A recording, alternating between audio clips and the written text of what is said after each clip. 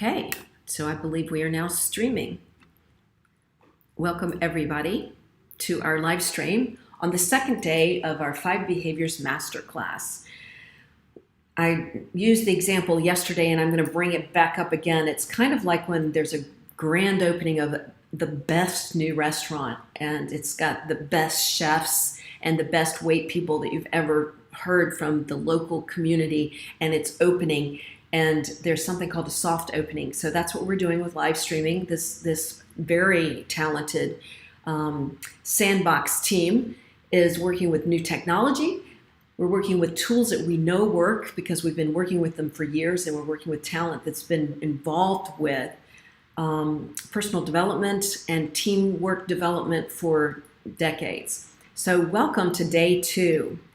I'm going to go around the room just to real quickly reintroduce, because some people may be joining us for the first time today. I'm going to introduce myself and the team. I'm Rachel Berg, and I'm the founder of the Sandbox Consulting Group. And now we've started the Hybrid Work Sandbox, which is it's a private group, a place for us to play with the brand new emerging way of working, which is hybrid. So I'm going to pass it to Shonda. Please introduce yourself, and then Graham.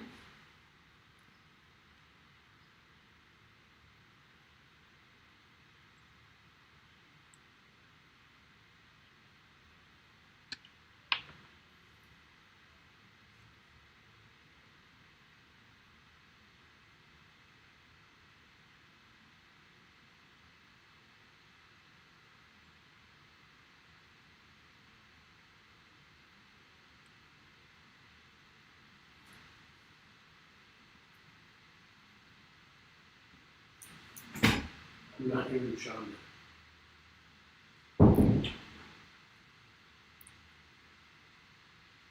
So before we go to Graham, I've just gotten feedback from our teammate that's watching the streaming, David Palco. He says he cannot hear Shonda. Hear everyone else, and then Graham talks. All right, as well. 2 days in a row, when I've got my headset on, you cannot hear everybody. So that's a little tip for leaders out there that may be watching. As you get familiar with the technology, you're going to find that you're going to have little glitches and little things that you never knew you could look this stupid doing. So congratulations. All right, Shonda, please go back and introduce yourself. My apologies. Sure, that's okay. Hi, everyone. I'm Shonda Kohlhoff, and I'm a consultant and trainer and coach, and pleased to be working with the Sandbox in this capacity, connecting our clients to some of the fabulous tools that are out there that we've tested, and seen how effective they can be. And today's topic in a hybrid world is so important. How do we bridge those gaps when we have conflict situations? A lot of us are haunted by conflict. We see it as something dark that brings us down, or that we're trying to run from in order to avoid discomfort. But ultimately, conflict is not the enemy, and we need to delve into that to unpack it. But I'm excited to share this great tool with you on productive conflict today. Graham? Yes, and I'm Graham Berg. I'm going to be working as technical support and generally just managing the chat and sharing links and just running around behind the scenes. So if I'm a little quiet, it just means that I'm working in the background to keep the stream going, praising the machine spirits, and making sure that everything is working as effectively as possible. So And Whatever it takes. yes. And that's a tip for people that are working hybrid today, which means sometimes you're going to be face-to-face and sometimes you're going to be virtual. We live in an area of the country that's just ready to go back to face-to-face and wants to pretend like the virtual world is not ever going to happen. But the reality is it is here. So having a production staff, having everybody be technically willing to grow and learn, which can cause conflict, because we all want to be our best, and then sometimes we're in a learning curve and we can't always deliver our best, which can cause conflict, especially if you're really committed to high quality. So just being able to bump along and knowing that one of the best practices is, first, make sure your team is really high quality, and second, make sure that your team has these qualities. So we're going to dive right into the topic itself, which is conflict. We've got a PowerPoint to kind of aid with the conversation. So thanks, Shonda. So today Absolutely. is So weird. day 2. Go for it. Exactly. Yeah. No, just day 2. This is it. So we hope that you were able to see our recording at least from yesterday, where we talked about trust, that first essential layer with any cohesive team. What we need to develop is trust, and from trust is then conflict, and not just conflict in itself, but productive conflict, right? And what does that mean exactly? And why is this so important? These are results of a survey that we have, that Wiley has taken, looking at the 5 behaviors specifically, where over 4,000 individuals looked at this, and workers in the U.S. now, 42% are fully remote at this time. We have lots of hybrid combinations coming into the fore now, and more people coming back to having this opportunity to be face-to-face, but it is not over. So 90% of human resources leaders are saying that we need to remain flexible, at least semi-flexible, and that means that maybe 1 day or 2 days that you're still needing to work from home, especially this summertime with children at home. There is a need for flexibility, right? This is still in our lives. We are not just switching right back to the same old way things were, the old normal. We have a new normal for sure. So just looking at those results from over 4,000 individuals, they're coming from a variety of different industries. They have different roles, different leadership roles, and different types of organizations, and this is what they found. There is a virtual teamwork gap, and in that gap we see where we stand, what our current skills are of the workforce today, and ultimately what the essential skills needed are. And there is that divide between the two that we're talking about here at the Sandbox, and that we are eager to help people feel more comfortable working their way through, so they can build that bridge to connect the current with the needed. And so as we're looking at what's happening tomorrow, right, preparing ourselves for that, there's still the need to work virtually for a lot of people. Some people have found that this works better for them, that they would like the flexibility, the opportunity to work from home for 1 or 2 days, some 3 days. It just depends on the individual and the organization. But there's concern from 50% of our workforce about this situation, because it has caused some stress, it has caused some anxiety, it has had to, as Rachel was just saying, it caused change. And so what does that mean for us today? Employees are struggling to connect and communicate, and that is what is causing our divide, our rift, if you will, is that we don't feel that same sense of connection. We don't have that camaraderie piece in place that we've had in the past, and we miss it, right? We miss sort of that connection that we had, and so even 70%, 7 in 10 respondents are saying that they're struggling to maintain this sense of camaraderie with their teammates, and that's a majority, right? So even if you're an introvert, you're still missing something. You know, it's not just the extroverts that are hurting right now. There is genuinely a sense of loss when it comes to our connection and camaraderie. So 67% of respondents are saying they feel isolated from their team in some way, shape, or form. And so what does that isolation do for us? Let's think about that for a moment. You know, when you're feeling isolated, you feel cut off, you feel limited in the way how much people really know what's going on for you. There could be so much that you're harboring, so much that's on your shoulders that you're not saying. You're just trying to get the tasks and requirements done, and that puts a great deal of additional pressure on us to kind of hold that in, not want to burden, because there's no time anymore. Those little passing in the hallway opportunities, or those little meets in the parking lot, or wherever we used to meet on the way in and out of the office, they aren't happening right now for those people who aren't working full-time face-to-face yet. So what does this mean for communication? This is one of the big challenges for us, that 36% are finding it harder to effectively communicate with their colleagues. So more than a third of us are feeling that weight of communication challenges. It's giving us headaches staring at these screens all the time, or we're not able to see everyone. So some of us are coming in on different days and we're missing each other. Some are looking for text, some looking for email, some looking for face-to-face, some looking for the telephone. We all have our preferences, but we are struggling to find what works for everyone, and really learning to speak each other's languages on the communication line is really being pushed at this time.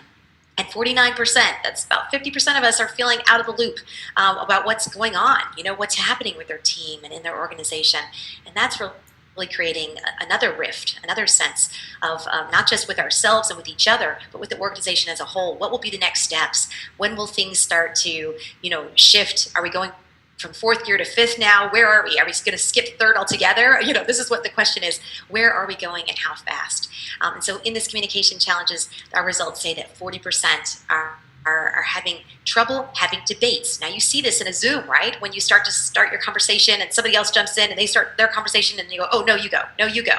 It's that great dance of trying to get it so it's fair. You don't seem like the pushy one and you're not always dominating the conversation, but yet we need to get our words in, right? And so having a debate is even harder. If you can't even get your words in to make a point, how are you going to have a productive debate to hear both sides and to hear all sides and to make sure that people feel that they're being fairly treated and treated with respect that they deserve? This is a real challenge for us in our virtual environment.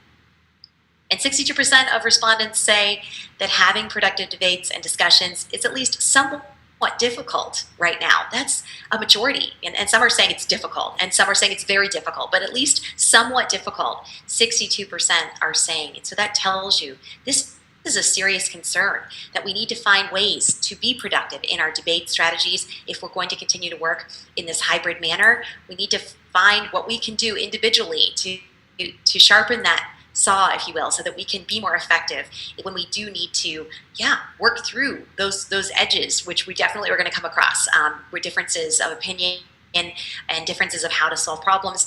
We need to be able to be, trusting that our ideas are being heard and welcomed, but also be willing to hear. Really listen. Not just hear, but genuinely with our hearts and ears. There's a reason we have two ears and only one mouth, right?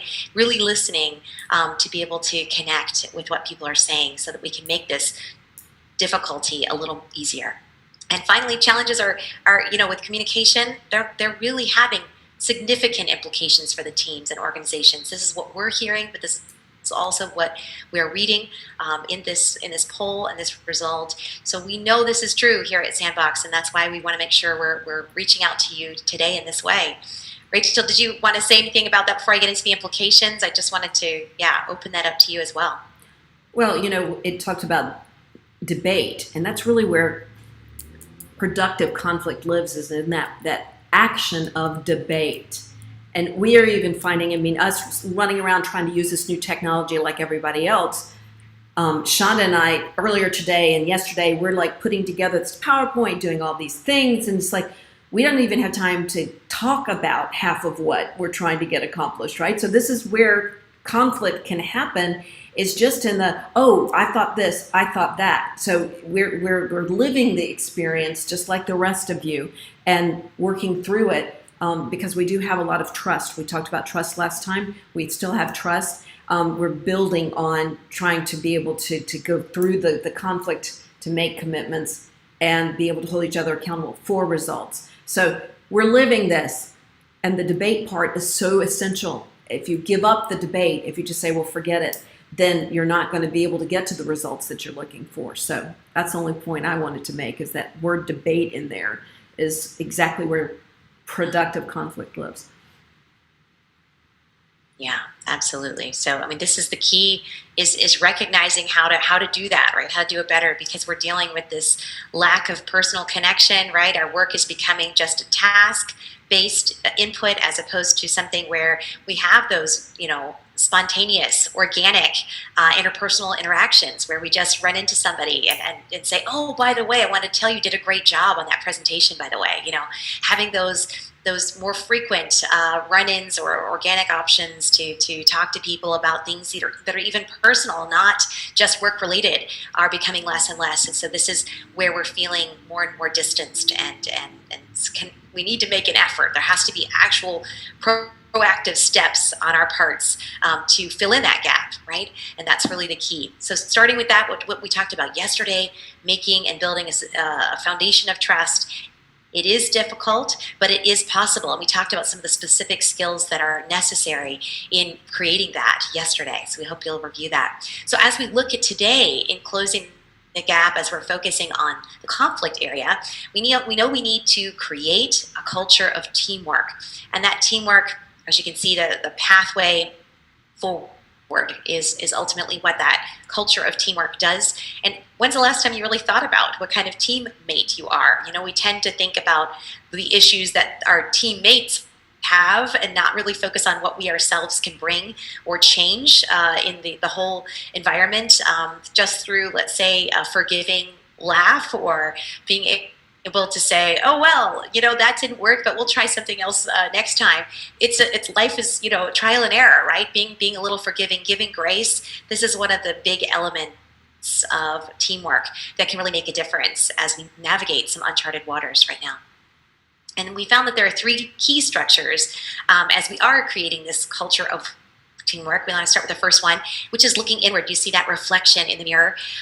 We see ourselves from one point of view, but I loved learning about the Joe Harry window, this element that we only see one, percentage, let's say a part of ourselves, and maybe it's 20, maybe it's 30, depends on how much time we spent really delving deep into our self-discovery process. But what other people see might be different than what we see of ourselves. And so part of being an effective team player or teammate is ultimately being willing to look inwardly, to have that moment of reflection and say, okay, what is it that my anxiety is doing?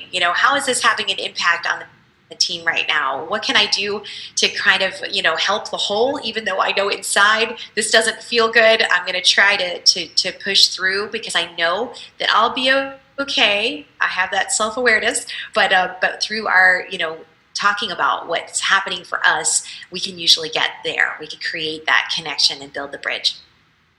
The second part is to practice, right? Like any skill, practice makes perfect. Well, close enough. I'm a big believer that there's no such true thing as perfection, but just feeling confident about that process, feeling good that you can see development, you can see an improvement just from one day to the next. You can already see that some things are going easier or flowing better. That in itself is really huge, but tracking that can be really impactful too. And having somebody else on your team point out, hey, you made that look really easy today. I know that was hard just yesterday or just a week ago. So great job, right? Getting that feedback that's timely and in the moment as we practice can be so impactful for not only our motivation levels, but also our desire to keep on keeping on, to keep on trying, even when it's hard, and we know it's hard. And the third and final strategy is to build an environment that facilitates trust. And I think we all are going to have days that we are just rubbing our heads. We are scratching our heads, wondering, oh, how much longer is this going to go on? We feel the pain, right? And there is a need for us to be understood, right? One of the big elements for healing pain is having someone else get our pain, that they know what we're going through. They understand the journey that we're on, and they sometimes need to, reach out a hand and say, hey, I know this is really not going well right now, so let me see if I can take this burden off your desk or off your plate so that you can be able to focus on those things which I know are really burdening you right now. So get it done.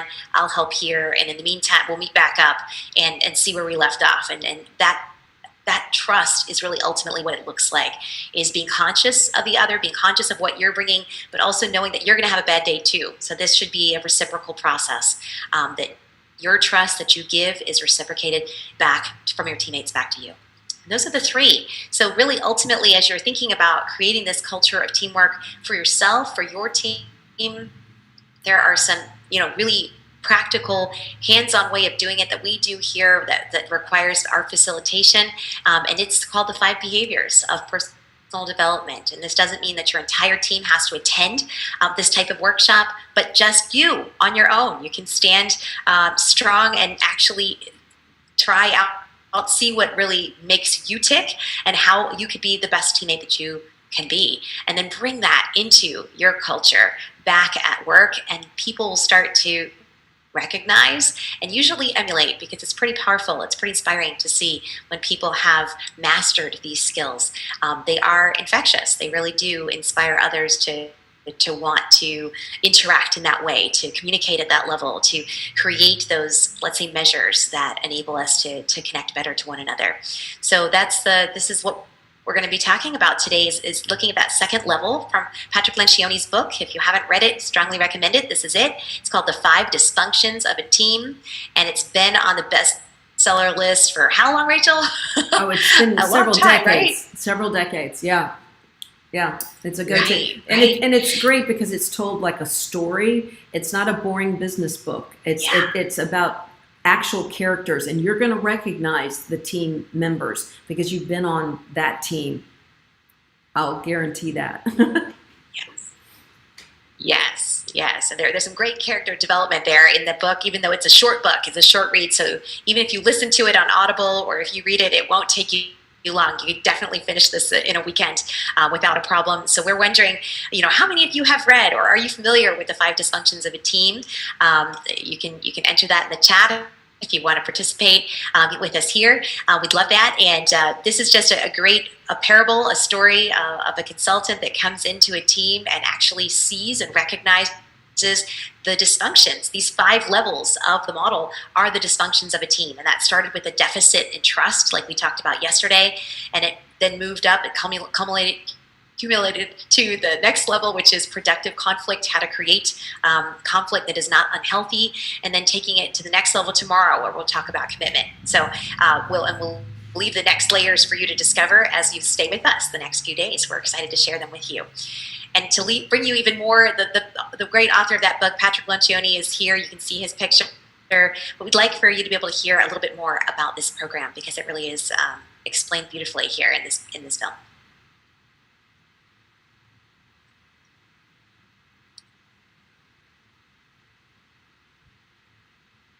Since we were little, we've been thrown on one team after another. Soccer teams, project teams, work teams, you name it. And even though we have lots of experience being on teams, the only advice we've ever been given about how to be a good teammate is to play nice and everything will work out. But what if it doesn't? What if people spend more time politicking and posturing? What if people can't agree on which direction to take, so they go nowhere? What if everyone is just looking out for themselves? Turns out, there's more to good teamwork than just playing nice. That's where the 5 behaviors of a cohesive team comes in. Based on Patrick Lencioni's New York Times best-selling book, The 5 Dysfunctions of a Team, this simple but powerful model consists of 5 behaviors that people can master to become a better teammate and to start building stronger teams. Here's Patrick to explain those behaviors. There are 5 behaviors that all teams have to master to become true functional teams. The first is trust. Team members have to trust one another, which means they're vulnerable with one another. Vulnerability, which I think is one of the most important characteristics any human being can embrace in life, is nothing but admitting who you are as a person. It means they're capable of being completely honest and human with one another. That's important because it enables them to embrace the second behavior, which is conflict. Yes, conflict. When people are vulnerable and trustworthy with one another, they'll engage in conflict without fear. They'll debate issues, and they'll be totally upfront with one another. As a result of that, they'll be able to embrace the third behavior, which is commitment. They'll commit actively to decisions, and they'll leave the room on the same page, totally committed to follow through on what they've agreed to. That commitment will give them the courage to hold each other accountable, knowing that they're doing nothing but reminding each other about what they intended to do from the beginning. And that accountability will ensure that they get results, that they're focused on the collective results of the team and not their individual needs. So it starts with trust, it goes to conflict, commitment, accountability, and ultimately, results. That's it. Now, ironically, it's not that complicated to build a team. It's pretty simple in theory, but it is hard because it requires a lot of work over time and a lot of courage. But it's worth it because the benefits of a great team are truly extraordinary. And it all starts with you. Teams are made up of individuals after all, and every individual has a part to play in making them stronger and more cohesive. It's how we get back to those teams that were fun and fulfilling, and we couldn't wait to be a part of. There you have it. So I'm going to stop the share there for a second so we can come back together for a moment and talk about that. So yeah, think about the last time you're on a fun team. I don't know, when you enjoyed yourself and you played and you felt a sense of connection. There's probably a moment where you lost track of time. You were in a state of flow. You didn't even notice that a whole hour had gone by because you were so engrossed in what you were doing. That's ultimately what, having this opportunity in a team without fear, having conflict of maybe having a different idea of what to do next without fear. How powerful is that? It has a huge impact on us. And I think when we think about our next steps, as we are looking at different elements of conflict, that's where I'd like you to take a moment to reflect as we're going forward. But Rachel, maybe you can talk to us a little bit about having that without fear element. So what I'd love to do, because I can see Graham going, is that we may have somebody who's put into the chat something interesting. Yes, we've got Cheyenne mentioning that he's got a comment saying, practice does not make perfect. Bad practice can create the opposite. Practice towards perfect in order to prepare and propel yourself to top performance. Absolutely. If you're, and this is one of the reasons why the Sandbox uses tools that are proven. They've been proven either through white papers or they've been in the field being used over and over again, because you can use a tool that's not effective, to Cheyenne's point, and you're not going to get any better because the tool's not a very good tool. So being able to use the experience of this is what works, but also be able to say, here's the tool, which is why we build everything on assessments, etc. So absolutely.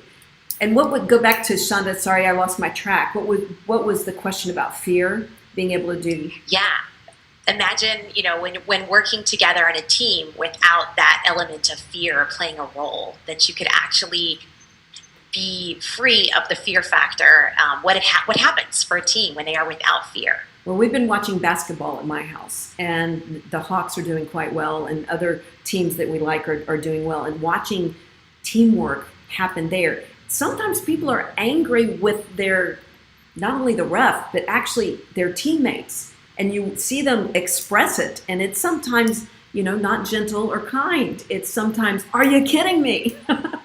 But they're so focused. They're in the zone of winning the game. And business is actually an infinite game. It's not a finite game like a game on the field. So we have to sometimes really work at how do we get so focused on a result that we give up the natural reaction to an elbow from our teammate who goes, are you kidding me? We get over that because we're focused on the result. So I think the fear calmer is a clarity of what are we doing and why are we doing it and the result. So that would be my tip in regards to that. Right. I love that.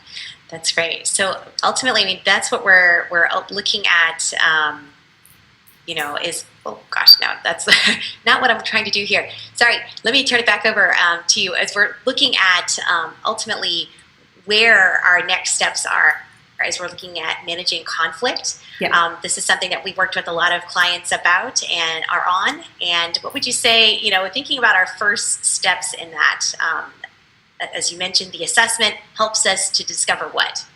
Well, everybody has a winning formula. And being able to establish that, first of all, and then let the team know or the person you're working with know, this is my winning formula. This is what I do really, really well. And then again, here are the things that are my flex opportunity. So the very first step is being able to have the team know each other. In fact, I'm going to say, take that back. The first step is you knowing yourself. So being aware of what is your formula is the very first step into that. Yeah, and I think that's what the 5 behaviors really helps us to see, because as we're looking, as we just heard from Patrick, he was saying that this is ultimately what it's all about, right? Is that we are being aware of what is blocking us, let's say, from being our best selves on our teams. If we have that consciousness, if we look inwardly first, we can really start to improve. But otherwise, we can't take constructive feedback very well. And this is the result that we have here. 2 out of 3 teams rarely offer constructive feedback. And why is that? Because they don't have trust, right? They don't trust each other, that they're really looking out for one another's best interests, that they're actually, their intent is a win-win. Ultimately, that's what we want from our teams, is to create a win-win for both sides, but for all individuals, for everyone involved. And yet we often tend to keep our feedback to ourselves because we think, oh, they might take it personally, right? They might take offense to what I'm saying, so never mind, I'll just let it go, right? And that is a lost opportunity. Or in the hybrid world, I'm on the Zoom call for an hour and we've got to get things done. So I may have an issue with somebody, but it's like, well, it's lunch, we're going to be off the Zoom. So then we leave. So we don't give the feedback. They don't say that, actually, when you brought up that topic on the phone call, you didn't understand a piece of information I have. So sometimes it's lack of trust, and sometimes it's we perceive it as lack of time. And 4 out of 5 people reported that their team members were not willing to acknowledge their weaknesses to others. So if we're always focused on getting things done, which is very important, being able to acknowledge that, hey, I've got a weakness. I'm not good at spelling, for example. That's a true story. And so thank goodness for spell check.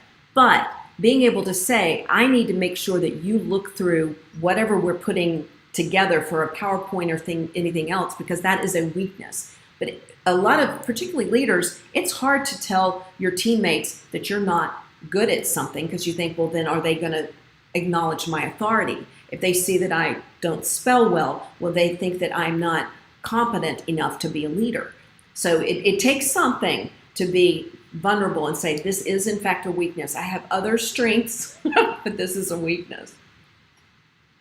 Yeah, absolutely. And that brings us back to that vulnerability-based trust that we talked about yesterday. So that's a beautiful segue into today, and thinking about how we learn. We tend to learn what makes a great teamwork, right? We say teamwork makes the dream work, but does it? That's the question, right? It depends on the team, and it depends on the individuals on that team, and it depends on their job experiences. And that's the point here on the left-hand side that you see. And so many of our traditional behaviors are getting in the way of effective teamwork. And when I say traditional, when you think about some of our gender role differences that have been, discussed for decades now, but certainly what I was raised to be. If you were to ask my father when I was growing up, I was the easygoing one, I was the cooperative one, and that was valued. That was seen as a gift, that I could, create harmony in our family. I could smooth over the rough edges when there were conflict situations. And so, of course, what do? I bring that to my work because that's something that I thought was valuable. And so, of course, that's a more traditional behavior. But what I had to learn was that actually speaking, let's say, telling people there is something wrong, being the voices that there are issues, is in service of that person, is in service of the team.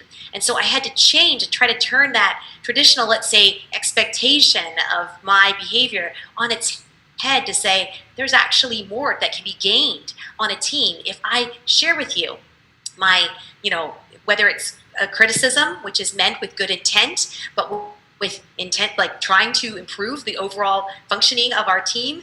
This is important, right? To have that space, to be given permission. I needed permission. That's what I've learned through this workshop about specifically what the results of my assessment said, that in order for me to be the best teammate possible, I need to trust myself to share those, let's say, not so positive messages that sometimes make me feel very uncomfortable inside, to have to be the bearer of bad news, or the negative Nelly, as I would think of it as. But actually, there's a new way of thinking of it. It doesn't have to be negative Nelly. It can actually be in service of the person. So that was a huge aha that I'm very grateful for learning about in this program about conflict, and specifically productive conflict.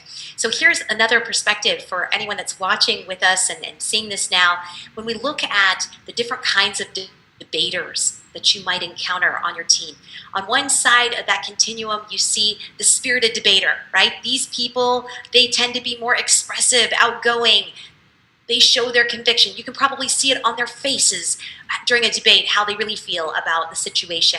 They're not hiding it. There are not veils and layers that are separating you from their real feelings. That spirited debater is out there. They are communicating directly in a direct format. Whereas on the opposite end of the continuum, you have the more calm debaters, those people who are really thinking about the impact of their words before they say them.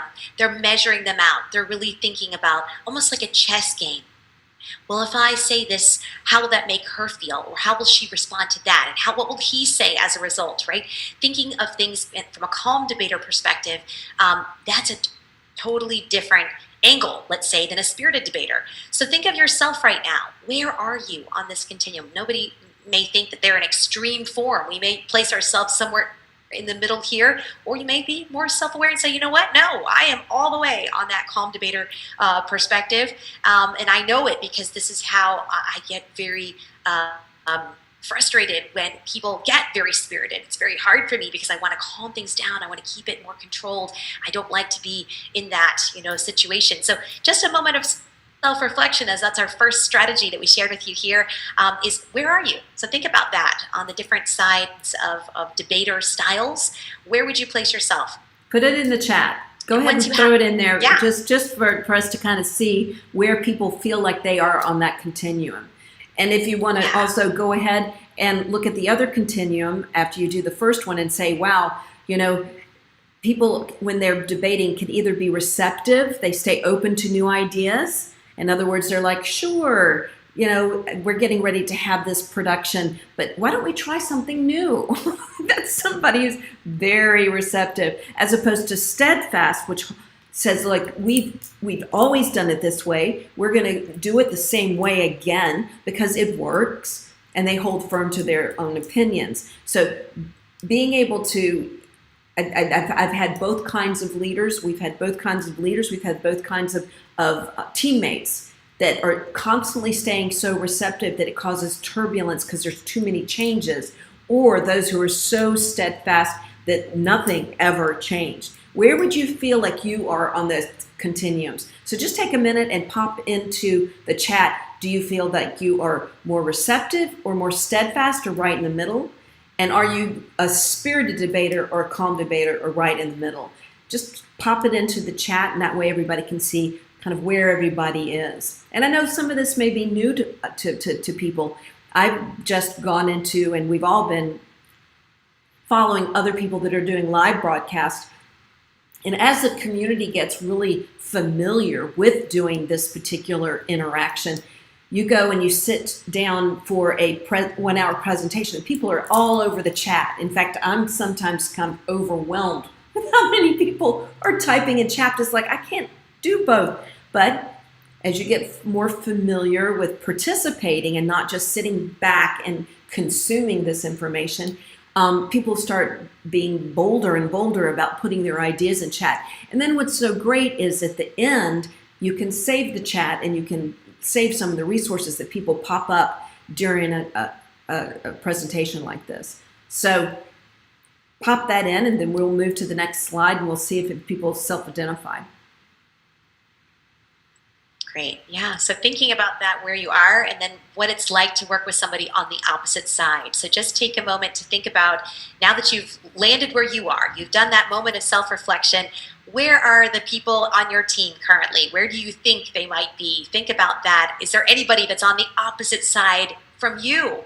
Maybe you are interacting on a regular basis with somebody who has a very different style when it comes to this conflict interaction or conflict management. So when you think about that, how are you learning to dance together? It is really ultimately a dance, right? And what we do is up to us, how we step, right? And how do we not step on the other person's toes, but yet at the same time still keep moving across the floor.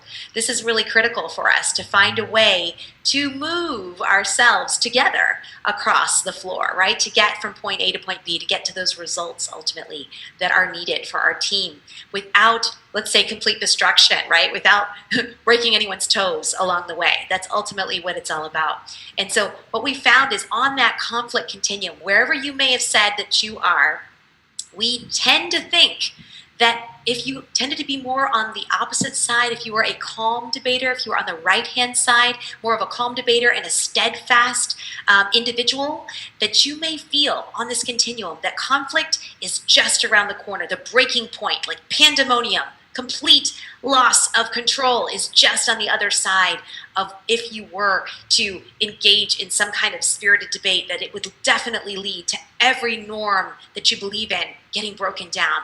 We tend to think that it's right there, like the next step over.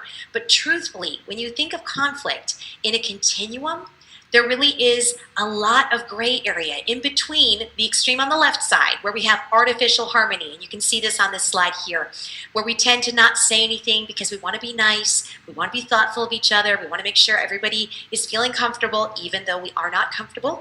That is artificial, right? That's where our lack of authenticity is happening, but a lot of us don't know how to break out of that. So we just stay where it's safe. We think that's the best place to be. Keep it peaceful, just like I learned as a child.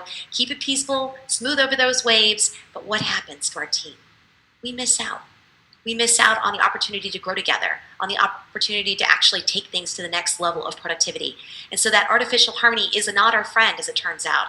And that's what this program helped us realize and helps our clients realize on a regular basis, is that there's actually a lot more room to find the ideal conflict point where your team can interact and with their honesty, with their true selves. You don't want to be you don't want to be fake. This is actually just giving you the opportunity to voice when you have pushback, knowing that it is in service of the other and the whole, the team itself. So having faith that that ideal conflict point is not going to be all the way to the right-hand side, the really awful, ugly hell that we think of, right? We think that if we engage in some kind of pushback, it's going to lead to pandemonium. It's going to end the earth, right? We really do fear. That's where fear comes in. And that's why we want to make that consciousness about what fear really is, right? Those false expectations that appear so real in our head, right? FEAR. We really believe that if we allow things to move to the next level of directness, of pushing back, or letting people know that we really have a problem with this, that it's going to make the wheels fall off, right? We're going to fall apart. We're going to have to quit. It's going to be the end of the whole job. It's the end of our teamwork. We really do tend to create these extremes, right, in our minds. But if we can remind ourselves that there's actually, if you did go too far, if you have trust, then you can push right back and get things back on track, just to slide it over through communication, through your relationship. You can just have that shift back over and say, okay, that was the line. We crossed it. I don't want to go there again. That didn't work for me, and I don't think it worked for us. So let's just reel this in slightly. And here's now our sweet spot. Here's where we can find this ideal conflict point where we can communicate at our authentic level. We can still be true to each other, and we can bring the best for our team. In fact, this is the point that Patrick Lencioni brings. Sorry, say that. Complete that sentence. Go ahead. No, I was just going to say that's what Patrick Lencioni brings, in his book and in this model and through this program that we see work again and again. What I was going to say is that being able to understand that teams that are really getting results, and I'm thinking about the basketball teams from last night, they fall over this conflict point. They step over the line over and over again, but they then can come back. So the teams that are doing the artificial harmony, that aren't even getting close to the line, they're losing. So it's really useful for a team to understand that when they're particularly moving towards a ambitious result that they're looking for, that they're going to step over periodically, as long as they're not going really awful, ugly, mean-spirited, right? That they can work within that. And so it's very important to understand there is a sweet spot, and it takes, again, that practice for the team to get good, to say, okay, we were in our sweet spot, or no, we really need to fix this, or we really need to get communicative. So go ahead. That's it, absolutely. So as we're talking about this, for today's workers, right, we're in this hybrid world of the way we're working. There really is a new skill set that's required in order for us to not just survive, but thrive, right? To do our best. And so that's ultimately what we all want to do, is to serve at our highest level and to feel that our time is being served, right, with purpose, that it's giving back as much as we are putting out, that we are receiving back. And this is really what we need, that nourishment, to make sure that we're not completely emptying our souls, right? Feeling that we're giving so much that this is not in balance, this is not appreciated anymore. And that can be done when there's trust. When you have trust that your team does not want to push you to the brink of you driving yourself to the emergency room, or literally on the edge of your demise, that is a critical aspect, right? And there are a lot of people sure that are pushing. Trust is there. And a lot of people are pushing that way right now. In this hybrid world, there are a lot of people pushing to that absolute burnout. Zoom call after Zoom call. I just want to say this is really happening right now. So go ahead. It absolutely is. And so this is our challenge, right? Is to recognize if you are there, if you're right on the brink, hopefully this is coming at a meaningful time, that you realize there is another way. There is a way that can be more productive for you and for your team.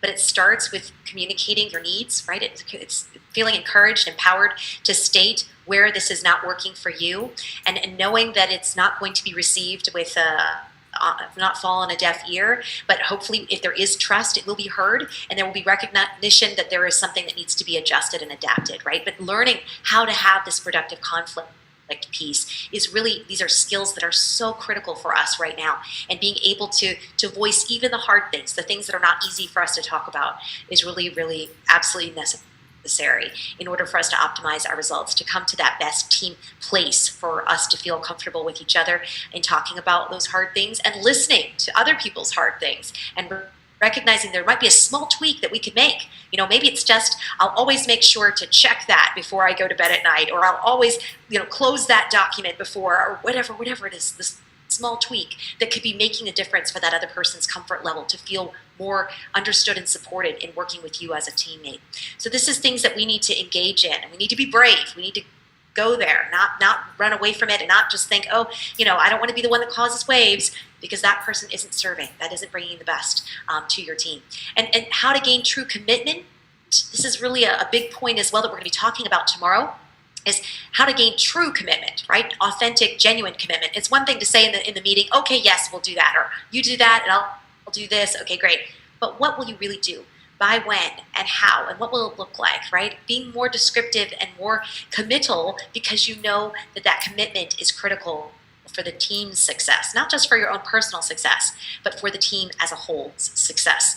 And finally, how to hold each other accountable, and that's going to be our next day, to their commitments, right? In doing this in a way that isn't like a taskmaster that makes you feel like, oh, here we go again. This isn't like a naughty child feeling, but rather a way that we hold each other accountable. Literally, as we support each other, as you lean back to somebody, you're holding them up as much as they're holding you. At any time as you lean onto them, they've got your back, and that's ultimately what it's about. If you truly have someone's back on a team, you are willing to shift, let's say, back and forth a bit, and not be so steadfast, so stuck in that rigid position. So this is how it works. The 5 behaviors of personal development. It starts with an assessment. As we mentioned, this is personalized, takes 15 to 20 minutes of your time. You invest that time so that you can reap the benefits of that wisdom that comes from it, which really can be a game changer in how you interact in the future, especially around conflict. Those insights are delivered to you in a 23-page personalized profile. That those 23 pages are rich with layers and layers of personal development opportunities that you can then decide. Maybe you only want to tackle one area right now. Maybe this is the place where you are most concerned. It's how to be more trusting, how to allow yourself to trust, how to create that vulnerability-based trust. Or maybe it is about conflict, that you really do want to learn how to do this dance and not crush someone's toes, or be able to step forward without fearing that you're going to be dropped. These are the things that are really important and insightful that this personalized profile provides. And third and finally, we bring it to you in a personalized, powerful facilitation that's done both in a virtual format and in a live format at the Sandbox. So we're offering both right now, and we'd love to welcome you into that. If you'd like to join us to create this culture of teamwork, of course, we'll be here again tomorrow live streaming. So we'll be here same place, same time, but it'll be tackling the next layer of that model, which is commitment. And we hope that we'll see you in one of our personal development workshops. There's one offered on August 18th, which will be our virtual one here through Zoom, or you can join us for the workshop live in the Sandbox if you can come to St. Simon's Island, Georgia, between 9 and 4 for both of those. And we'd love to hear your feedback of what you thought of our program today, and any thoughts that you have. We welcome those about today's session. Graham, I'll turn it over to you. Yes, I was going to say I'm going to do a little bit of chat recap because Cheyenne had some observations. Like one of the comments that I really liked is harmony equals passive, mean equals aggressive, and the ideal is assertive. Assertive, right. I love that. That's a good terminology. That's right in the middle, right? Finding your assertive. I love that. Mm-hmm. Thanks. And then earlier at about 12:37, calm debater / receptive. But there are rails, business rules, regulations, etc. that we need to be aware of, which can make us more creative as a team, create the need for new viewpoints. Absolutely. Isn't it fabulous to have a group that's so well educated and is actually engaged with this idea, that's willing to jump on and share so that it brings value to both ways? That's the vision that we have for this hybrid work group, Sandbox, that this could be more interactive, even though this particular technology makes it a little stilted. But thank you so much for jumping in, and thank you, Graham, for sharing that. Absolutely. So we hope that you'll leave some messages.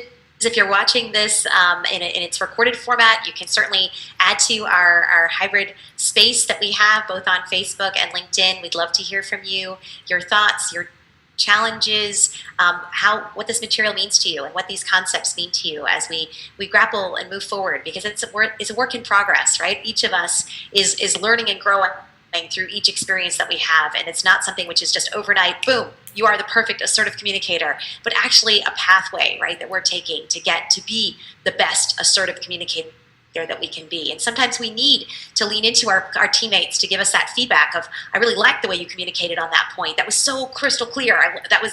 I'm glad you asserted yourself in that way. So taking the energy and the time to give feedback is really powerful too. So that would be my challenge as you're going forward today in your teamwork, to think about how can you give feedback to someone that gives them an awareness about how assertive they are and how effective they are in their communication.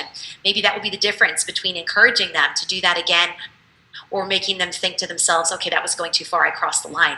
So having that constant checking in, giving that feedback, but also receiving it well, right? This is also the key to learning, is how well do we hear the feedback that we are given, right? Do we actually take it to heart? Do we look at it carefully? Do we consider it from the source that it came and say, gosh, I never thought of it that way, but I will now, right? Thank you, because you're someone I trust. I'm going to take that very seriously and consider how I can be more assertive perhaps, or how I can be a little less. Maybe I went too far in that one description with that vendor, or maybe that was a good check-in point. So being aware that it's a gift that is so powerful that we can give each other, being open with feedback and being willing to learn from it. So we encourage you to go forward and share that. So Graham, are you going to be putting...